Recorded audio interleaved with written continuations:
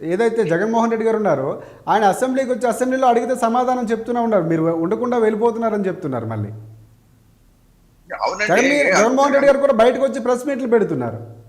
So ఇక్కడ అదే ఆయన నేను కూడా అసెంబ్లీలో ఉండి మాట్లాడితే బాగుండేదని టీడీపీ వర్షం. అదే నేను అంటున్నా, ఇద్దరికి క్లారిటీ లేదనేది అనేది.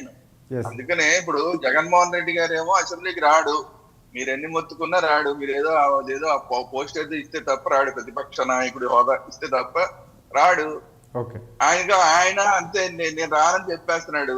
దానికి వచ్చే నష్టాలను ఆయన భరించాల్సిందే. ఎందుకంటే ఈ రాష్ట్రంలో అసలు ప్రతిపక్షమే లేని పరిస్థితి అయిపోయింది. ఏదో 11 మంది ఉన్నారంటే ఉన్నారని పేరుకే తప్ప రాష్ట్ర ప్రజలకు సంబంధించిన ఏ ఒక్క అంశాన్ని అసెంబ్లీలో మాట్లాడడానికి ప్రతిపక్ష నాయకుడు సిద్ధంగా లేడు, 11 మిగతా 10 మంది ఎమ్మెల్యేలు సిద్ధంగా లేరు. ఆ రకంగా ఈ రోజునే ఆంధ్రప్రదేశ్ రాష్ట్రంలో ప్రతిపక్షం ఉన్నా లేనట్టే అనే పరిస్థితి ఏర్పడిపోయింది. ఇప్పుడు ప్రజల పరిస్థితి ఏంటి? సరే, ఈ ప్రతిపక్షం ఉన్నా అంటే లేనట్టే, అలాగే లేనట్టే.